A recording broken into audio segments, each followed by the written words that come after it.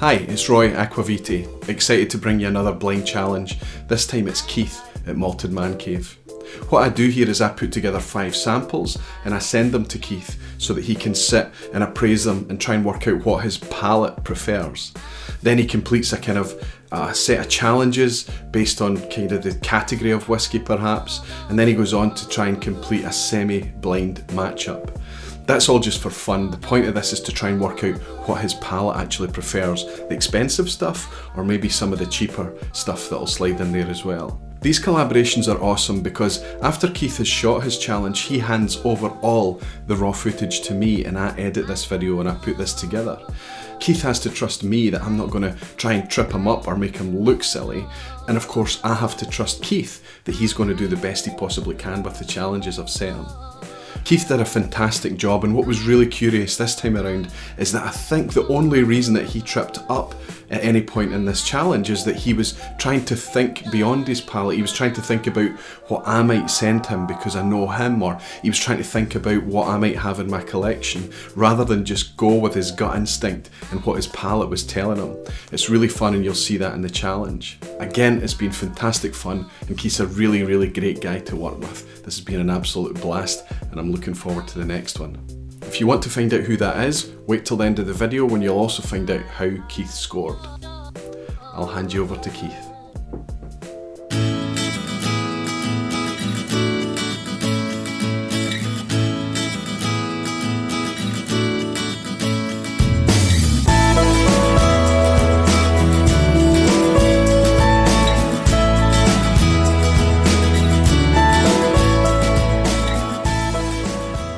Welcome back to the Malted Man Cave. I'm your host Keith, and tonight I have something a little different for you. As many of you know, I have been kindly or not so kindly nominated by Jason at JasonWhiskyWise, which is an amazing channel. If you aren't already subscribed, please go check him out. He's a gentleman and a scholar, and I'm kind of ticked at him because he did way too good at this challenge. He raised the bar way too high, and there's no way that I'm going to do as well as him, but I'm going to give it my best shot. I'm sure I'm going to be found out for the fraud American that knows nothing about whiskey that I really am, but I figured I'm going to get some awesome whiskey from Roy's collection. I'm okay with it. So without further ado, let's get straight into the challenge. So he told me to go ahead and open up the first envelope just so I kind of had an idea of what I was doing. And it says, you have been nominated by JasonWhiskyWise. Number 1. Place the colored dots on 5 Glencairns and pour the drams to match, which I've already done. Nose and taste. Summarize your thoughts. Guess only if you feel confident. This is fully blind. Don't overthink it. Just enjoy. Number 3. Commit to your favorite through to your least favorite. Before anything is revealed about the contents, set them out in line and vocalize your preference. So let's get into some whiskey. See what kind of trickery Roy has for me.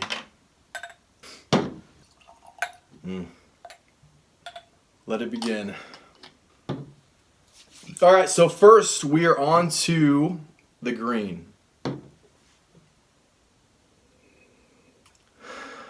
Immediately I think this is Oloroso or Pedro Jimenez casks.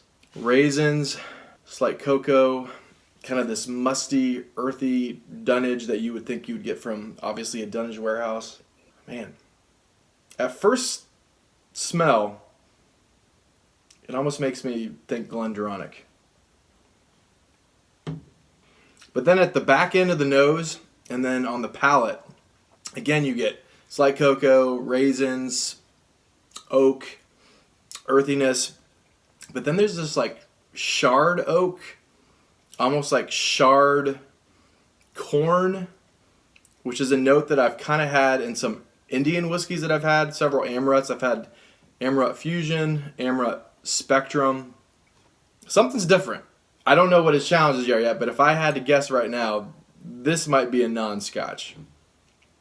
All right, take a couple sips. Moving on to number 2. Again, it's like another sherry bomb, except for this smells like something that I know. Now watch, I'm going to look like an idiot. This is going to be something completely not what I think it is. But this, although this I initially thought was Glendronach, I'm pretty sure this is truly Glendronach. You know, again, I think it's PX and Oloroso casks. I mean, look at the color. It tastes like a really good Glendronach that I've had. You get, again, raisins, a little espresso, dark cocoa, cinnamon, you know, just dark fruits, quality oak, earthy. It's a little spicy. Get some cinnamon, nutmeg, Coco Lopez, which is something I get on a lot of Glendronachs, and watch, it's not going to be a Glendronach, but some kind of cocoa, creamy coconut. Yeah. If there was a gun to my head right now, I would just go and say it's Glendronach. Moving on to number 3. Immediately, you get this face-slapping, it smells like Laphroaig or Ardbeg peat. Now, I know I don't know how much of a trickster Roy is going to be, because obviously you immediately smell peat like that and you immediately go to Islay.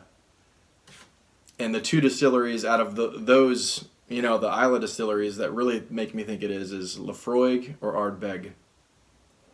I get smoked meats, seashells, all those briny maritime notes that you get with a lot of Islas or other island or coastal distilleries. Chocolate, raisins, tar, which there's like tar and like pipe tobacco, and even a little mint chocolate. That tar and that pipe tobacco. I mean, I get that in other Islas as well, but something about this just screams Ardbeg to me. Pretty good. This is a pretty good, I think, sherry matured Ardbeg. Moving on to the yellow. It's a blind sample. Better take a drink of water before I get into another whiskey. Something is very, very different about this. Initial impression, this is so sweet. Initially, it makes me think of rum that's like matured in a sherry cask. I have a Ron Zacapa 23 Solera. You know, that's a decent rum that's matured in sherry cask. It's so sweet.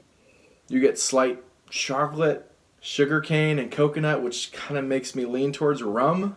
At the very least, if it's not rum, it makes me think like it's like a bourbon that's matured in rum or sherry.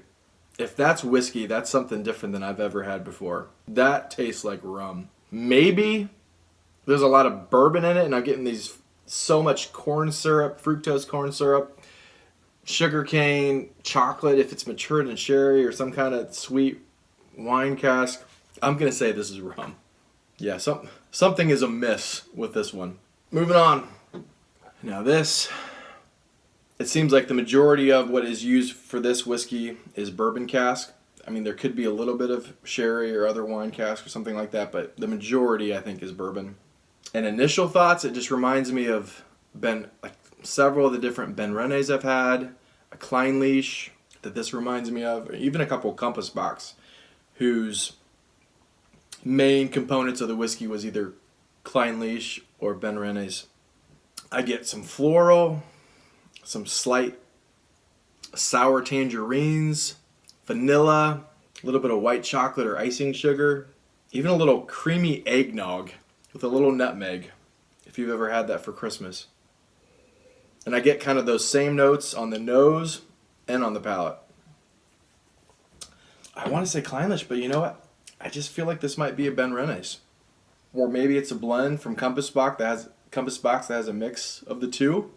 All right, enough hypothesizing. Let's put it in order. Ben Renes or Kleinleash, probably be high up there. So we're going to put the one that I think is Glendronach over here, and I'm going to have to pick between these two for first. Oh, not that it's bad, but the rum or bourbon that's in rum or sherry matured cask, that's super sweet. Let's go into the end. It's not terrible. The one that I think is either Laphroaig or Ardbeg with some sherry maturation. The one that I think might be an Indian whiskey with some sherry or wine cask maturation. Fourth. All right, so let me taste between these two to see which one my favorite is. But then I also had them drinks by the dram, like 12 of them. And one of them I got was a Kleinleash from Montgomery's, I think. It was the independent company. That was at 46%, and it was pretty good. And something about this reminds me of that now. So now I'm kind of like starting to think maybe it's not Ben Renes and it's a Kleinleash. But the red sample that I think is a Glendronach. Pretty good. It almost reminds me of Travis Faircloth was really, really generous, and he sent me a bunch of samples of like really, really good Glendronachs. And another one that he sent was like a Sherry Bomb Strath Isla. Something about this also kind of has that Strath Isla Sherry Bomb taste to it, but I still think I'm going to stick with Glendronach. I still think I'm going to go and say this is a Glendronach. I'm going to go, my first preference, the one that I like the most, is the one that I think is a Ben Rennes, which is the orange or tangerine.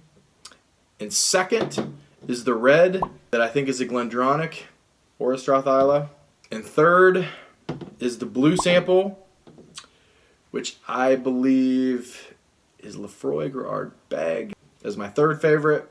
And fourth is the green blind sample that I think is an Indian whiskey. Amaret, maybe Spectrum or Fusion or another. And in last place, not that it's terrible, is the yellow sample, which I think is a rum. Sherry matured, or at the very least a bourbon that was matured in rum and cherry cask. So, I finally get to get a little bit of information. So, envelope 2, and now I look like an extra big idiot because I know I've probably gotten all of these completely wrong. Just go ahead and unsubscribe for me now. It's okay. So the challenges are, find the single malt from the silent distillery. Roy. Number 2, find the non-Scotch. Number 3, find the bottling from the last century. Pre-1993 or a 1970s distillate. Number 4, find the 25-year-old bottling. Wow. So already I know what I've said so far is wrong. Because both of these, I think this is an Amaret whiskey, which is Indian, and I think this is rum, so both of these would be non-Scotch, so that's got to be wrong. Dang it, Roy. Number 5, find the supermarket blend. Oh, no. Oh, no. I know nothing about blends. Roy, really? All right, let's get back into this. Clearly, I got some work to do.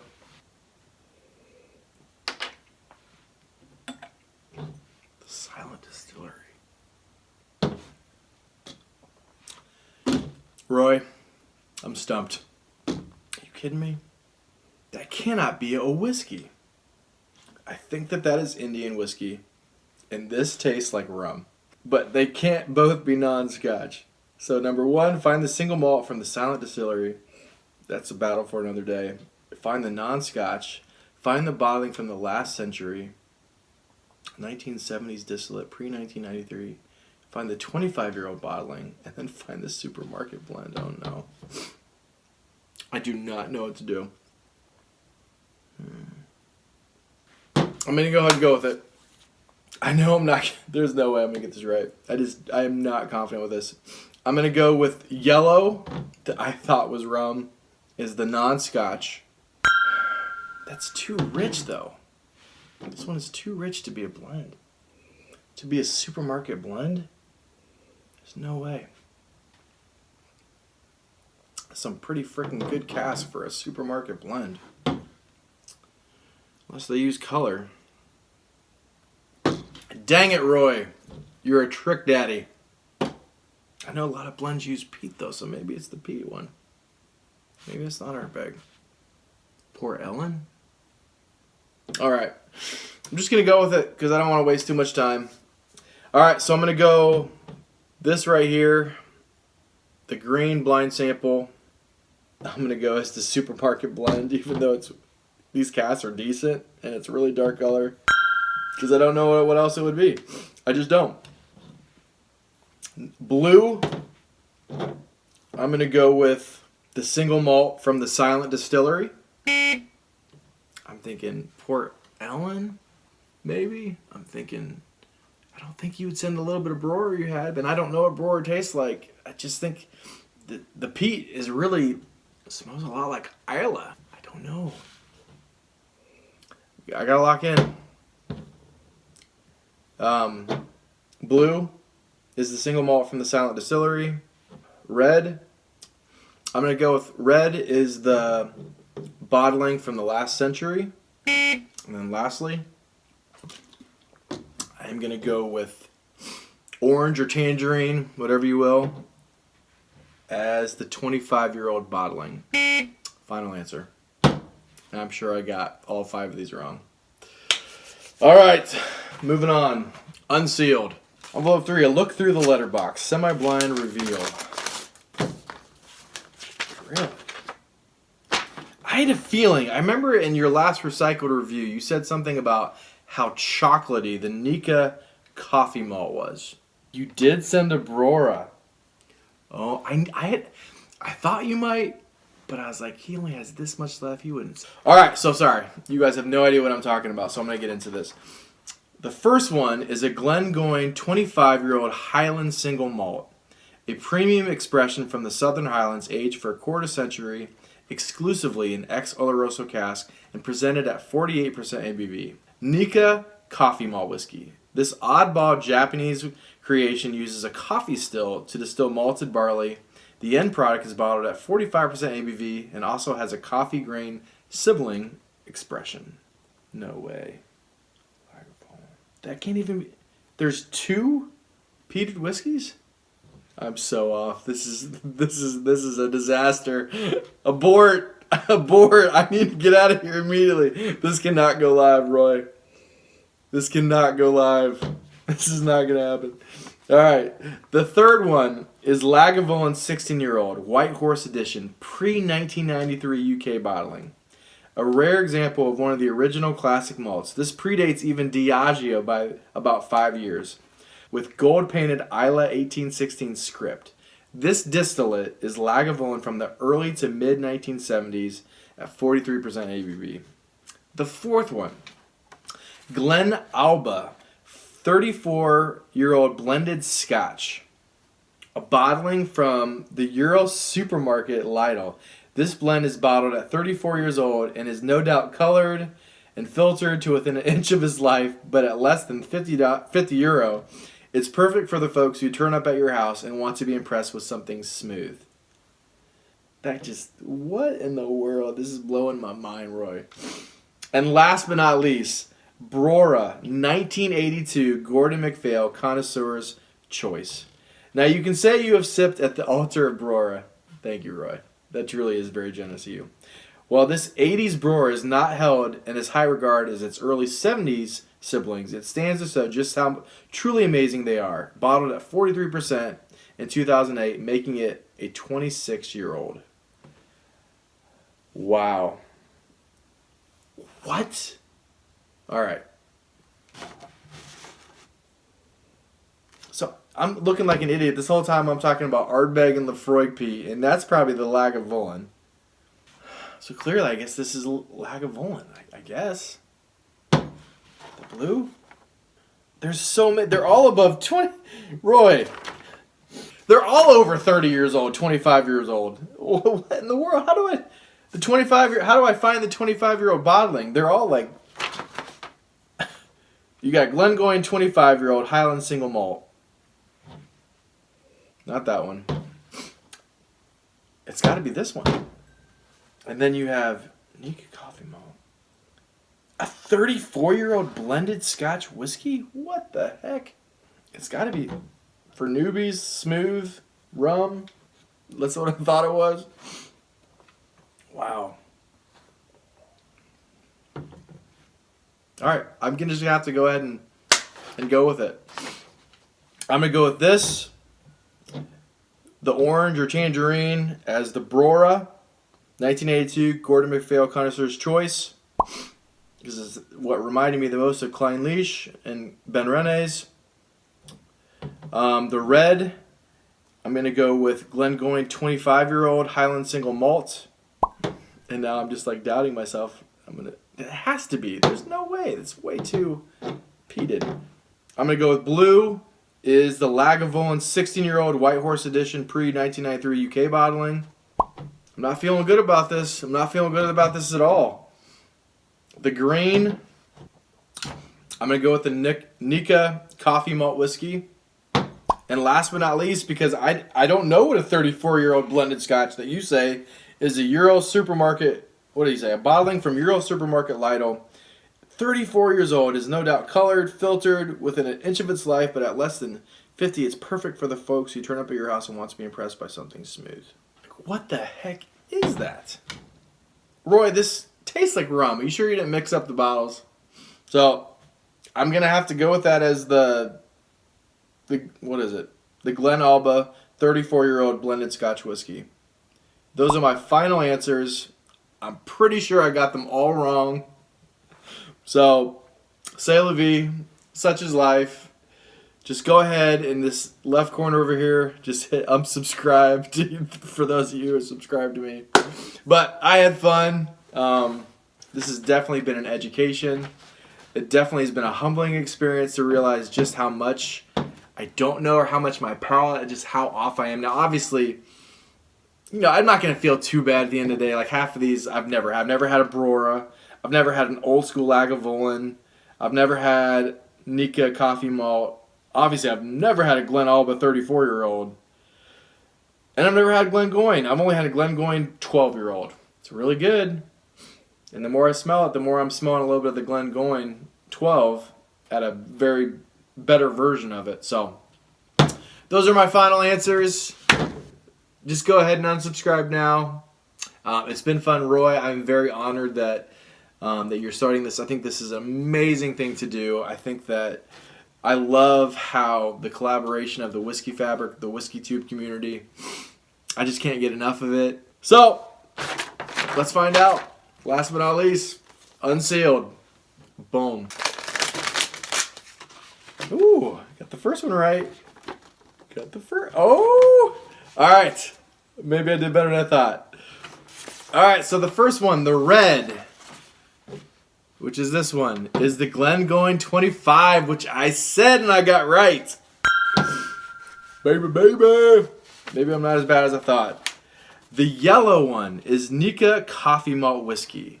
Am I right? No, I'm not right.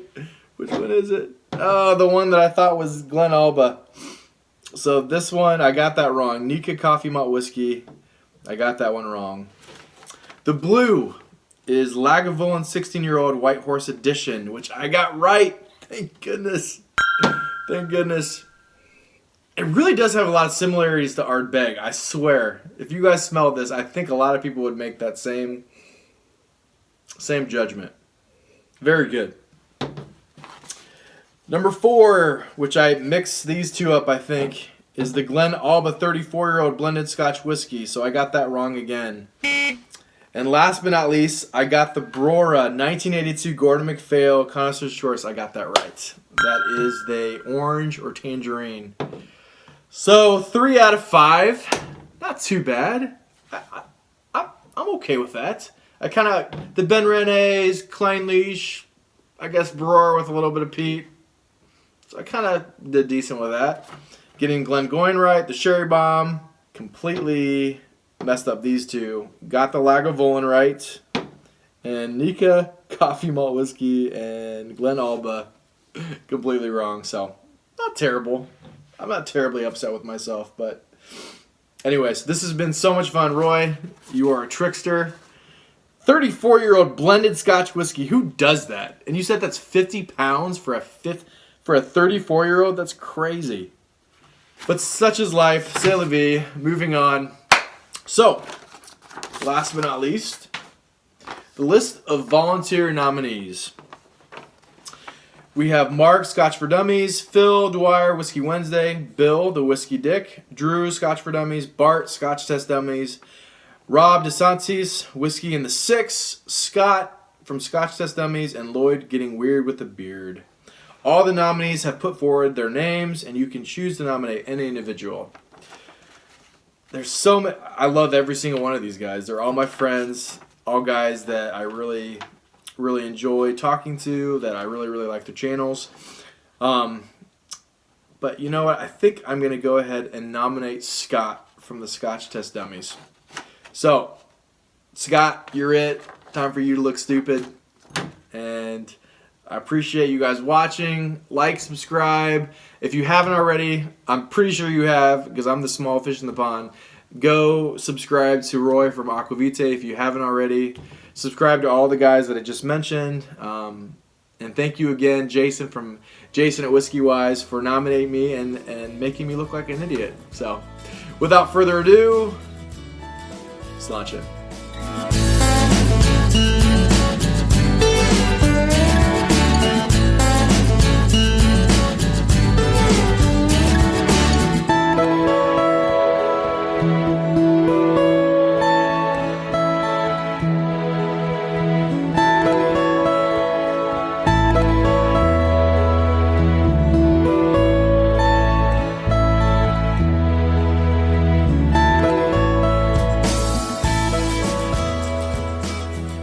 Watch, I'm gonna laugh when he sends me Johnny Whacker and Cutty Shark